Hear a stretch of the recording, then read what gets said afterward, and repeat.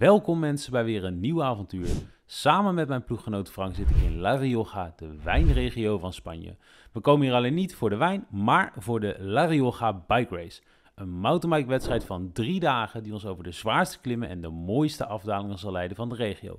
Een avontuur wat mede mogelijk gemaakt wordt door cycloworld.cc. Op woensdagavond kwamen we aan in Biguera, onze thuishaven voor de komende dagen. De wedstrijd start vrijdagmiddag, dus op donderdag hadden we alle tijd om de fiets in elkaar te zetten en een klein verkenningsrondje te maken. Mooi hè, zo'n hek.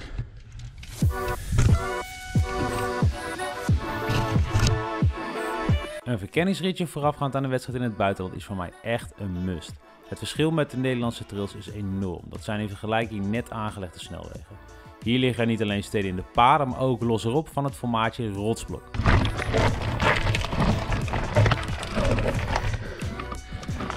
Dit ligt wel heel lastig, ja. Het spannendste verschil zijn natuurlijk de afgronden die er naast soms zeer smalle paden liggen. De truc in dit alles is om ontspannen te blijven, maar ja, ik heb vaak wel even nodig voordat ik daar mentaal overheen ben.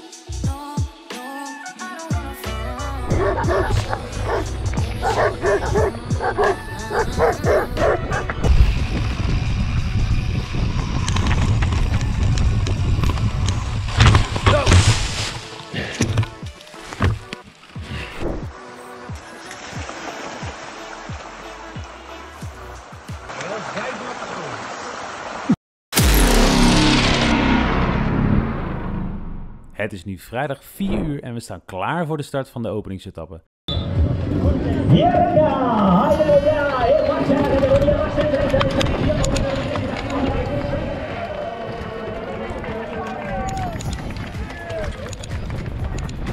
Het is een korte van 28 kilometer en 560 hoogtemeters.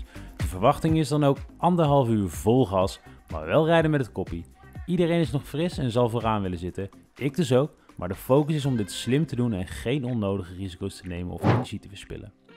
Ik start in het Masters 30 plus vak, waarbij het opstellen op rugnummer gaat startend bij 300. Ik heb 340, dus sta redelijk vooraan.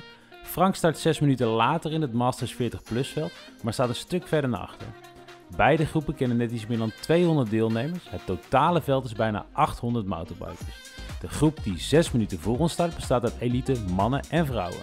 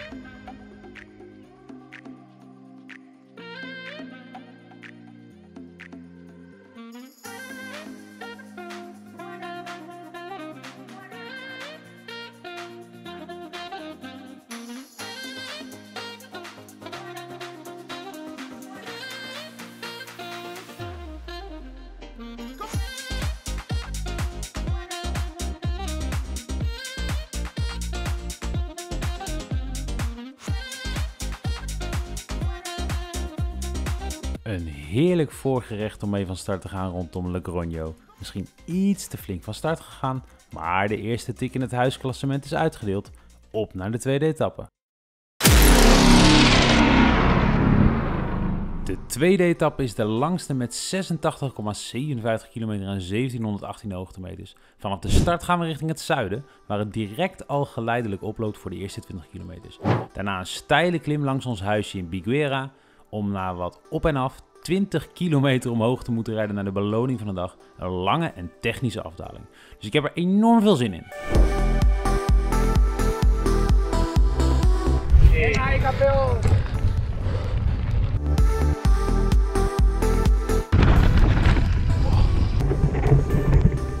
Nou, bij de eerste bocht maak ik direct al een slippertje door het hard in te gaan. Even mezelf herinneren dat ik in controle moet blijven.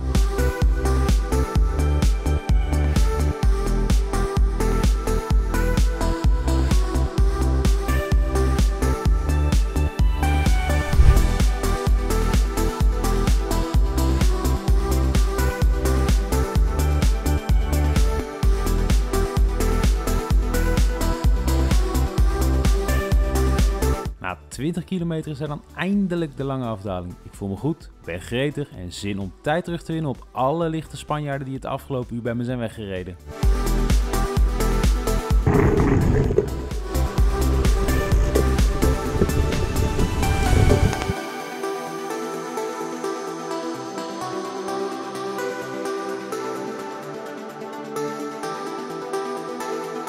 En dan kom ik hier in het groen bij mijn Spaanse vriend van de dag. We hebben het technische gedeelte van de afdaling gehad en met hem ga ik kop over kop knallend richting de finish.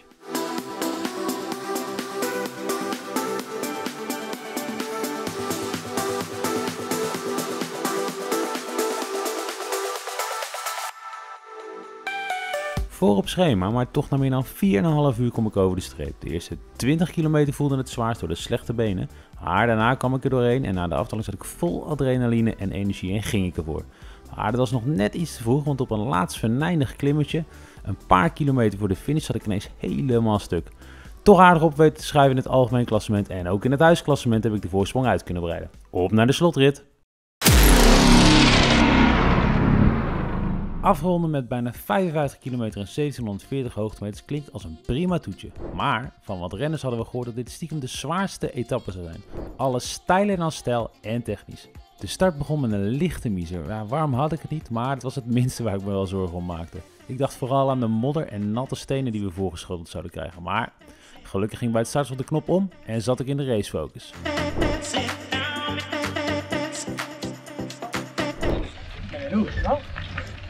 Nou, dan zijn we opgevallen. Zie.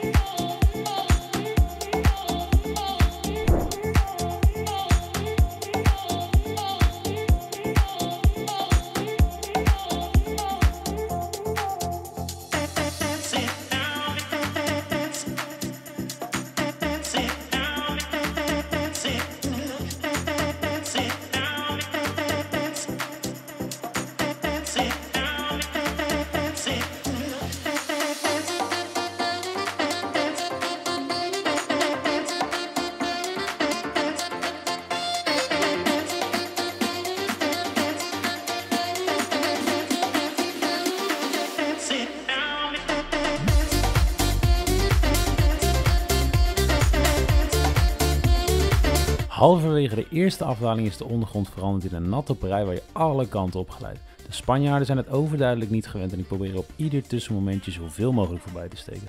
Komen mijn crosskills toch nog van pas?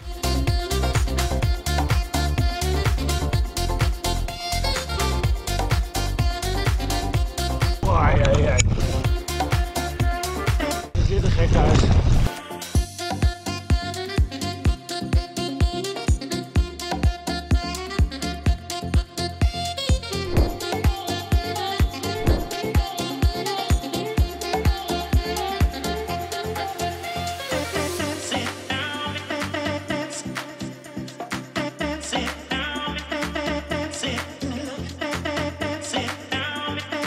Inmiddels zit ik op de slotklim. Frank was op de tweede klim aangesloten en rijdt hier steeds een paar meter bij me weg. Ik kom steeds moeilijker vooruit en moet net als velen aardig wat stukken lopen. De modder doet iedereen de das om. Op een stukje begint de Spanjaard tegen mij te praten. Lek. Hoe lang ik er al maar reed, weet ik niet, want ik rij achter met een insert en door de modder niets gemerkt van het drukverlies. Gelukkig kom ik net aan bij de laatste verzorging en kan ik rustig gaan kijken wat het probleem is. Ik zoek een gat, maar kan niets vinden. Zou die geburpt zijn? Ik doe er wat lucht bij, misschien zie ik het dan. Nog steeds niets aan de band of velg, maar dan zie ik het plots. Gebroken spaak. Waarlangs ook de lucht ontsnapt. Want wat ik ook doe, de lucht blijft maar ontsnappen. Ik stap naar de mechanische post, maar ook zij kunnen me niet helpen. Mijn laatste redmiddel is een dun binnenbandje. Ik laat hem erin zetten, maar met nog een end tot de top en een gevaarlijke afdaling adviseren ze mij om niet door te gaan. Rijd ik daar opnieuw lek of meer kapot, dan heb ik een nog groter probleem en zit ik letterlijk in niemandsland. Het wordt dus een DNF. Frank heeft gelukkig wel door kunnen stomen en wist nog een flink stuk op te schuiven in het klassement en heeft ze ook het huisklassement gewonnen. Nu eerst tijd voor een douche, eten en dan morgen op naar Bilbao voor een dagje cultuur.